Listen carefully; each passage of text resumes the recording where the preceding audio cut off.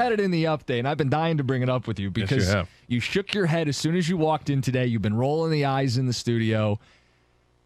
Could it be as quickly as this fall? I don't know. But alcohol at college stadiums, the Big House, Spartan Stadium, Breslin, go through the whole deal. A bill is being introduced. Bipartisan legislation, Gator. Yep. That doesn't happen very often. Bipartisan legislation at the state level here in Michigan to allow alcohol sales at college venues. Refreshing. I love this. This is a great idea. We should all celebrate and have a couple drinks and watch our football team. And for some reason, you can't get on board with this. No, I'm not on board with this because I do celebrate and enjoy drinks with my friends before a football game. When it comes to the college. During?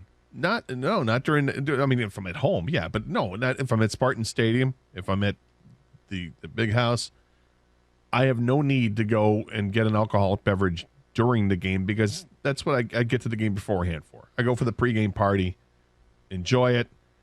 You relax, you watch the game, you enjoy the game. I don't need beer for that. Now that's me as someone who's well removed from college at this point, because I don't have to go down that route. If I'm going to the game, I'm not going to the game right beforehand like I would baseball, basketball, or hockey. I'm not tailgating for baseball, basketball, or hockey.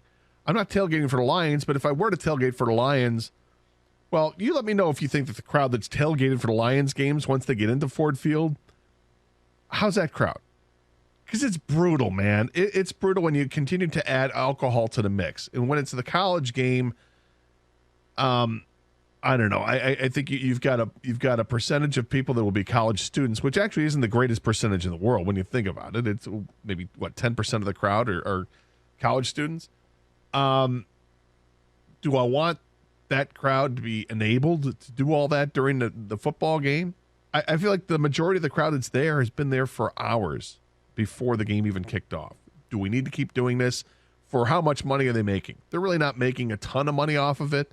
There will be money made off of it, Absolutely. But I feel like there's going to be more problems that come out of it than the benefit of the money that comes from it. So there will be concerns, and they are at least acknowledged in the piece of legislation that I've seen. It says data from universities and other states clearly show that the number of alcohol-related incidents inside stadiums declines when alcohol sales are allowed. Instead of binge drinking in the parking lot and sneaking in alcohol in the stadium, fans just kind of purchase beer and keep their buzz going the whole time. I can't believe that. Just because I've been part of the crowds. You don't buy it. You don't buy it at all. I know better. Well, then where's the data coming from? I don't know. So, Gator, I want to hear from people. 248-539-9797. And I'm okay being on an island in this. I know. Look, I've done my fair share of drinking, continue to do my fair share of drinking. For college football, it's never been one of those things I had to do at the game. Before the game, absolutely. After the game, sure. During it, no. Let's call it what it is. When you go to sporting events, beer ain't cheap. No. You're going to pay an arm and a leg. Right. I'm not saying everybody is going to do this, but for the crowd that wants to do this, you might as well make some money and let them enjoy the game a little more, because going to games is already tough enough as is when you have the in-home experience. You can click around on a college football Saturday. This game stinks. This one's great. I like this. Oh, let's go back and forth. If I'm going to go to a game, I want the full experience. I don't want to have to finish my drink and I can't have anything once I go inside. I can have a drink at a baseball game, a football game, a basketball game, a hockey game, but I can't for a college football, basketball, hockey game. Maybe this is another reason why I'm a little more jaded about this than others.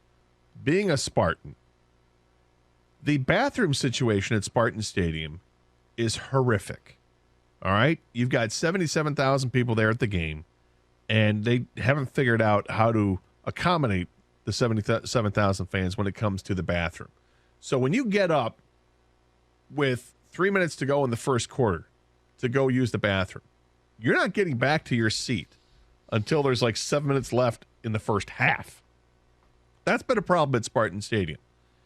It's one I think that they're working on. They're trying to improve that situation, and great. But that's another reason. Like if I'm buying a beer at the game and go to sit down, and then at some point you're going to have to get up and go to the bathroom. You're going to be waiting in line forever, and it's another reason why I'm going to be missing the game. But then don't have the beer. I got you. Saying, give people the option to buy Jim, it. And beer, wine. I'm cool with mixed drinks. You and I like the canned cocktails from now and then. Whatever it is, give people options. They want to get liquored up. They want to watch their football team. They want to have a good time. I'm not going to be the fun police. And it sounds like bipartisan legislation is going to allow this. Are you on board? 248. Bipartisan legislation will allow for choice. Interesting. Sorry. Gator's going to take this show in a very different direction. I'm not. What are your thoughts on? Okay, 248. It's too easy to pass up. Just on a tee. It's just low-hanging fruit. My bad. No, you're good. You're good. But I do want to hear, like, you're a Michigan fan, you're a Michigan State fan, you're a MAC fan. I went to CMU. I'd like some of those fans to actually go into the games. I went to CMU for a year, yeah. That was a dangerous crowd, man. Gator, those fans don't go into the games. They tailgate, they party, and then they go right home. Outside. It's like a high school game. Yeah.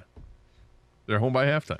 I want to disagree with you that it's okay. But it's not. It is high school. I think it would help at that level if people could keep going and go into the game and have a couple more and keep the fun going, because maybe the team isn't always providing that. Get Busch Light long neck bottles for $3 at the game. They're going to allow that? Nope. It's going to be a $9 beer. Will you take advantage of this if it passes? Are you on board with this? Should it pass? 248-539-9797. Let's go to Dan. Dan, you're on 97.1. Hey, how you doing, guys? All right, Dan. Hey, a long time ago, I used to go to Michigan football games back in the 70s, and actually I was at Anthony Carter's first game when he played for Michigan. We used to be able to walk in with a six-pack of beer and put it under our seats and drink it all the way through the game. I don't recall ever many problems being in the stadium or in the stands or anything, but you know, you're talking about tailgating. I mean, everybody tailgates now, but then when you walked in, you took your handful of beer in with you. I mean, you never got in trouble for that. So yeah, but that hasn't happened in 40 years. Right, I understand that, and I know the way people are nowadays. You see all the stuff that happens at some of the other sporting events, from drunk fighters and visiting teams, and so you just answered your own question. Yeah, exactly. I mean, but I'm not for or against it. It doesn't matter to me one way or another. But all I'm saying is I remember back in the day when you used to be able to bring your own beer right into the game. So yeah, look, you used to be able to smoke on airplanes too. I mean, there were lots of things we used to be able to do that we don't do anymore. Yeah. Yes, there was a time, as I want to get this out before we get the callers to call in, that you could bring a keg into the game, people would say. So yeah, we understand. So maybe we'll get times back to have changed. That. No. Here's a few ticket texts, and we'll keep the phone calls going. Your thoughts, 248-539-9797. I went to a South Carolina game where alcohol was sold. It's not good. Fans walk in the door smashed and then get annihilated. That's from John in Lake Orion. I think that's one of your fears. This one says, okay, Gator, but how do you drink, then stop drinking for 3 hours and not feel like garbage? That's Greg in St. Clair Shores. Well, at some point, you do stop drinking, right? I mean, in life, you go to sleep, you deal with it the next day. At some point, you stop. Yeah, I don't get. Or you just drink forever, and then you never, never have to deal with the consequences. I know when to put the genie back in the bottle. I guess is, I don't. But you know the feeling. We've all been there, where you're like, oh okay, yeah. I mean, if I stop now, it's going to be a crummy rest of the day. Usually, it happens well after the 3-hour period. At some point, you're going to fall asleep, right? Mm-hmm. You deal with it later. Yeah. This next one says Spartan Stadium would be an S show. Normally you see tons of people laying on the grass, unable to walk because they've overconsumed alcohol. We see that everywhere. Yeah, that happens in Michigan. It happens in Michigan State. Not so much in Central Michigan, because as Jim says, nobody goes into the game. But people have... You're making me out to be the bad guy now. No, it's the truth. I was there for a year. I know. Nobody went in. You stay outside. It was like a high school game. But what people have said, and whether you believe this or not, when they allow alcohol sales in the game, people don't chug that beer or finish that bottle of liquor before going into the game because they know they can just keep going. So it actually curbs some of this. I know you're skeptical. Like this is what they found. This is what they found. Is you think this is going to stop people from tailgating? No, you tailgate. I can tailgate on the cheap, get all liquored up, and then save my $10 for a beer when I get in. and put myself over the top. But people feel like they have to go over the top before they go in. And now you don't have to because they'll be able to buy booze inside. He's skeptical. I don't know if people are on board with this. 248-539-9797. Legislation introduced today. Bipartisan, never happens. I do want to say that even if it does, pass, it's still going to be up to the university of whether they want to sell or not. So it's not an automatic, like, Michigan and Michigan State games, go ahead and you're going to be able to buy booze in there. Do you think they would? I actually don't think Michigan would right away. I think Michigan's little hoity-toity. Yeah, a little. Hey, have you heard that before? I think Alan Haller and Michigan State are on board with bringing this up. Michigan State? Yeah, I think they want I can see Michigan State. And I think Michigan will want it too. I think they will eventually. I'm not sure if they'd do it right away. I feel like they'd wait, but I mean, who knows? I'm ready for the NIL deal for the. As soon as a player turns 21, they get the NIL deal. All the hard seltzer money they can get. Well, you're right, though. It'd be hypocritical. A lot of these schools, they don't want you endorsing certain things. Yeah, alcohol's one of them. But once you are selling alcohol in your venue, you can't really do that. I mean, does Deja Vu have a they have a billboard in Western or anything like that? Or I don't know. Why is he's looking at you, Jim? At me? No, I was saying Western. Well, Jim went to Central. I wonder if he went to the Central Western game at Western.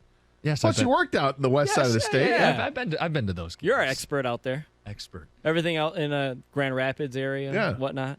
Whatnot. And whatnot.